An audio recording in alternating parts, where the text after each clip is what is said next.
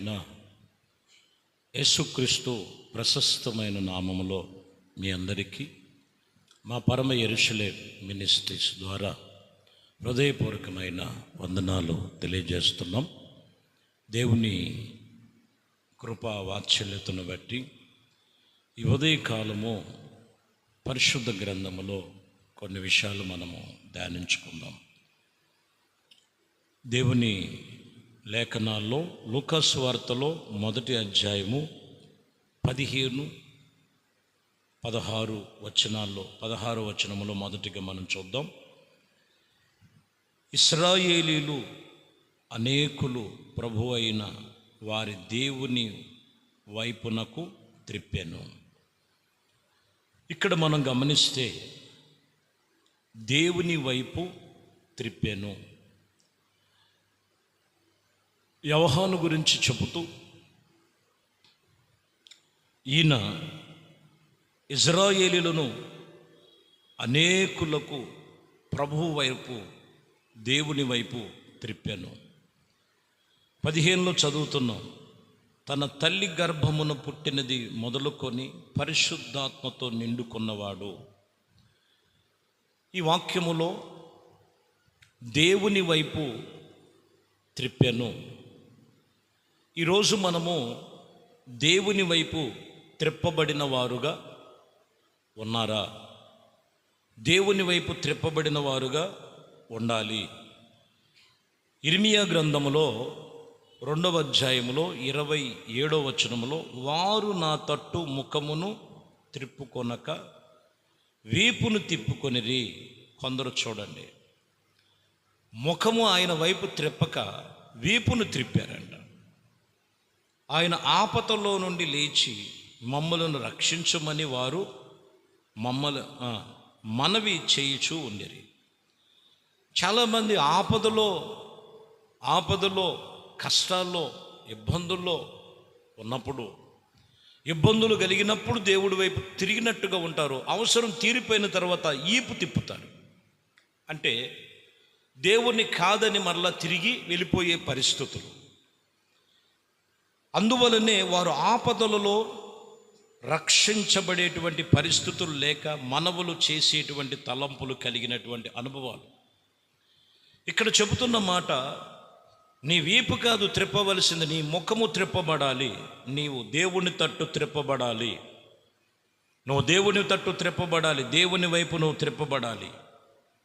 మలాకీ గ్రంథములో 4వ అధ్యాయం 6వ వచనములో, నేను వచ్చి దేశమున శాపగ్రస్తులగునట్లు అతడు తండ్రిలైనను హృదయములలో పిల్లలను తట్టు, పిల్లల హృదయములను తండ్రి తట్టు త్రిప్పాను.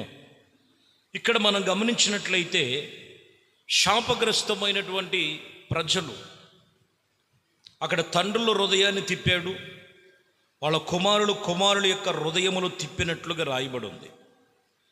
ఎందుకంటే దేవుని వైపు త్రిప్పపోతే శాపగ్రస్తమైనవి లోకములో ఉన్నవి.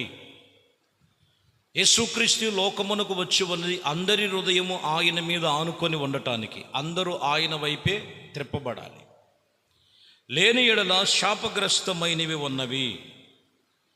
తండ్రులేమి, కుమారులేమి, కుమార్తెలేమి, ప్రతి ఒక్కరి మనసు, ప్రతి ఒక్కరి ముఖము, ప్రతి ఒక్కరి హృదయము ఆయన వైపు త్రిప్పాలి. ఆయన వైపు త్రిప్పబడాలి. శాపగ్రస్తమైనది కొట్టివేయబడుతుంది. పరిశుద్ధ లేఖనములో అపోస్తుల కార్యముల గ్రంథములో ఇక్కడ 14వ అధ్యాయం 15వ వచనంలో చూస్తే, అయ్యలారా మీరెందుకు ఇలాగూ చేయుచున్నారు? మేము కూడా మీ వంటి స్వభావం వంటి వారి స్వభావము గలవారమై నరులమే. మీరు ఈ వ్యర్థమైన వాటిని విడిచిపెట్టి ఆకాశమును, భూమిని, సముద్రమును, వాటిలో ఉన్న సమస్తము చేసిన జీవము కలిగిన దేవుని వైపు మీరు త్రిప్పబడాలి. ఇక్కడ పౌలు చెప్తున్నారు, మేము మీ వంటి స్వభావం గల వారమే. అక్కడ పౌలు కొన్ని కార్యక్రమాలు, అక్కడ దేవుడు అద్భుతమైన కార్యాలు చూసినప్పుడు ఏం పర్వాలేదు, దైవ కుమారుడు దేవుడే సాక్షాత్తు దిగి వచ్చారని వాళ్ళని దేవుడిగా చేసినప్పుడు, ఎందుకు మీరు ఇలా చేస్తున్నారు? మేము కూడా మీ వంటి స్వభావం కలిగిన వారమే, కానీ వ్యర్థమైనవి ఎందుకు మీరు ఇట్లా చేస్తున్నారు? వాటిని విడిచిపెట్టి భూమిని ఆకాశమును సృష్టించినటువంటి దేవుని వైపు మీ మనసు త్రిప్పబడాలి. దేవుని వైపు త్రిప్పబడాలి. వ్యర్థమైన వాటి వైపు కాదు నీ మనసు త్రిప్పబడేది. వ్యర్థమైనటువంటి గుడ్డిగా వెళ్ళొద్దు. నీవు దేవుని వైపు త్రిప్పబడితే ఆయన నీ తట్టు తిరుగుతాడు. ఆయన దేవుని వైపు నువ్వు తిరగాలి, దేవుని వైపు తిరగాలి. ఈ స్వభావములో మనం చూస్తే మనుషులను దేవుళ్ళుగా చేస్తున్నప్పుడు పౌలు ఖచ్చితంగా ఖండించి, మేము మీ వంటి మనుషులమే, మాకు కాదు, సర్వశక్తి కలిగిన దేవుడు ఉన్నాడు, భూమి ఆకాశమును సృష్టించిన దేవుడు, ఆయన వైపు మీరు తిరగాలి, ఆయన వైపు మీరు తిరగాలి. కీర్తనలో 34 కీర్తన 3వ వచనం, యెహోవా పర్వతమునకు ఎక్కిపోదము, ఎక్కిపోయేవాడు ఆయన పరిశుద్ధ స్థలములో నిలవదగిన వాడెవడు, ఎక్కిపోయేవాడెవడు అని చెప్తున్నారు. ఇక్కడ మీరు గమనించినట్లయితే ఎవరు, అదే అంటున్న మాట 4లో, వ్యర్థమైన దాని యందు మనసు పెట్టకయు, కపటమైన ప్రమాణాలు చెయ్యకయు, నిర్దోషమైన చేతులను శుద్ధమైన హృదయములు కలిగి ఇదిగో ఉండుటియే దేవుని వైపు త్రిప్పబడటం, దేవుని వైపు తిరగటం. ఎవరుంటారు ఆయన పరిశుద్ధ స్థలము మీద? ఆయన పరిశుద్ధ స్థలములో ఎవరు? ఆయన పరిశుద్ధ పర్వతం మీద నివసించేవారు. ఎవరు ఆయన సన్నిధిలో నిలిచేవారు అని అంటే, కపటమైన మాటలు కాదు, వ్యర్థమైన ప్రవర్తన కాదు, ఇదిగో దేవుని సన్నిధిలో నిర్దోషమైన చేతులెత్తి శుద్ధాహృదయము గలవారై ప్రభు వైపు త్రిప్పబడిన వారుగా ఉన్నప్పుడు ఆయన చేసే ప్రతి కార్యములు వారు కనులార చూస్తారు. దేవుడు వాక్యము చెప్తున్న మాట, నీ మనస్సును దేవుని వైపు త్రిప్పబడాలి, జీవము కలిగిన దేవుని వైపు నీవు త్రిప్పబడాలని వాక్యం చెప్తున్నమాట. హెజ్కేల్ గ్రంథములో 1వ అధ్యాయములో 1:12 మనం చదువుతున్నాం. 1వ అధ్యాయం 12వ వచనంలో,